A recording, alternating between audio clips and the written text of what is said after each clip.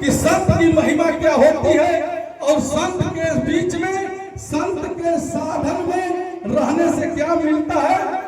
एक महान संत थे, जंगल में अपनी तपस्या कर रहे थे और वो संत जी के साथ में एक कुत्ता रखे थे, कुत्ता और कुत्ता रखे थे संत जी। वो कुत्ता आश्रम में महाराज जी के पास रहता था और महाराज जी बड़े प्रतापी संत थे।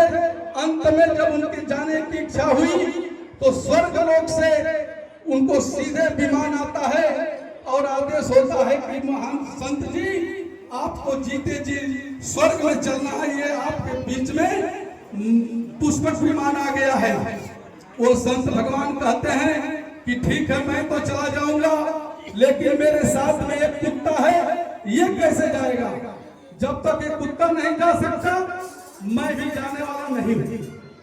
अंत में फिर उनको इंद्रलोक से जाते हैं, इंद्रलोक से फिर वापस आते हैं तो आदेश होता है कि नहीं, वो जब संत जी आए तो ठीक है उस कुत्ते को लेते आओ और कुत्ते के साथ में उसके दोनों कान पर एक अठया, कुत्ता को अठया पकड़ता है ना, दो अठया भी साथ में कुत्ते के कान में लगे थे और वो दोनों कुत्ता और दोनों अठया हमारे संत गुरु के साथ सीधे स्वर्ग लोक में मान से चढ़कर जाते हैं। कहने का मतलब कि संत के साथ में रहने पर वह कुत्ता भी तर गया और दोनों अठया भी स्वर्ग में सीधे चले गए। इसलिए अब सोच लीजिए कि हम मानव हैं, हमको संत गुरु के दरबार में आने से क्या फायदा है, आप लोग खुद जानती हैं।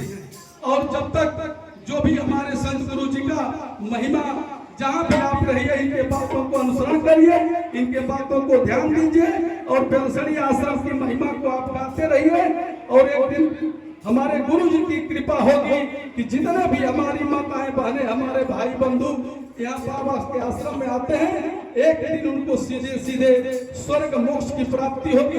इन्हीं शब्दों के साथ आए हुए अपने तमाम भक्तों का पुनः एक बार स्वागत वंदन अभिनंदन करते हुए अपनी बातों को विराम दूंगा और उन महान माता जी को बहुत चरण स्पर्श करूंगा जिन माता जी ने हमारे बाल योगी महेश साहब जैसे एक संत को पैदा करके अपने पूरे पूर्वज ही नहीं, अपने खानदान ही नहीं, पूरे देश को तारने का काम की है माता जी।